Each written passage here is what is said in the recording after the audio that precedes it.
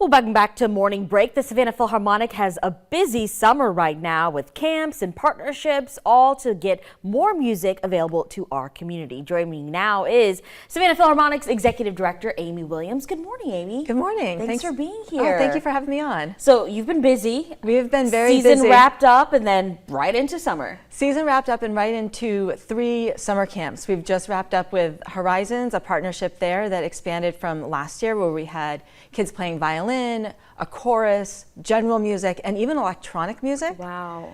We've wrapped up with Georgia Tech with their seismic camp, where there was a really fun program, and I wish I could have been a camper for it. Students were learning about sound waves and the electronics behind music, and then they actually learned code of how to create their own music. That's so impressive. In a computer. I mean, the partnership with that, I mean, science is so important, but just bringing that STEM element into it, Definitely. That's the future. Definitely. You know, it's all about STEAM, really, because the arts have to be part of the science education. And then we're moving into a wonderful partnership with the Cultural Arts Center.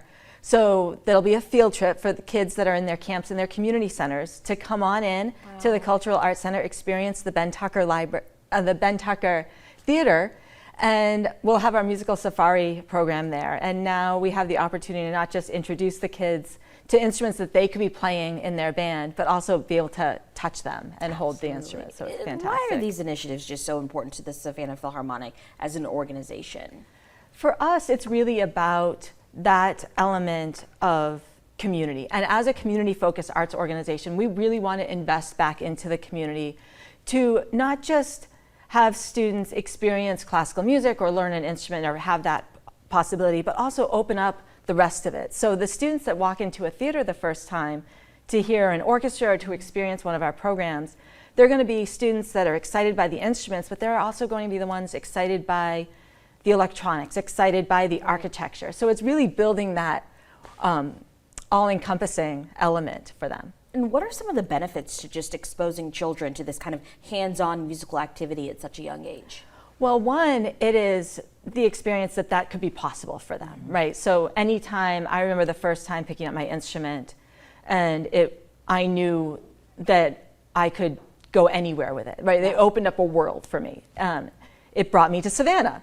Yeah. So for them, it's one, just having what's possible, but also that connection. You know, there's all of these elements that music helps with language skills and math skills and science skills, and then just teamwork. You know, if you're playing in an orchestra and you're experiencing that, it's just like if you're on a sports team, but sports aren't for everyone. So it's just that other element. If you don't show up and if you're not prepared, you're part of a team, and that's the challenge. Absolutely. So the camps have been going well. Any other exciting things happening this summer you want to share with us? We're really excited by a brand new partnership that started with Live Oak Library, where we are basically providing the sound effects for books in their storytime programming. So that's really fun. That starts this morning and will be out in different Live Oak Library campuses.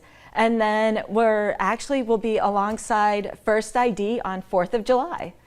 For the first time down on River Street. Yeah, that's going to be for great. The fireworks. So it won't be the whole orchestra out there, but we'll have members of the Philharmonic, and we're really just super excited. So it is our season wrapped up, but our season keeps going. Yeah, I know, it's like you get a little bit of extra, right? Which is great. Yeah. And then we're in the neighborhoods in September with blues and jazz and pop music. Once it cools down a little bit. Yeah, once it cools down a little bit. Great. Well, thank you so much, Amy. I definitely will see you on the 4th of July. I'm looking forward to it. Wonderful. Looking forward to that. Thank you. Thanks, Amy. Well, coming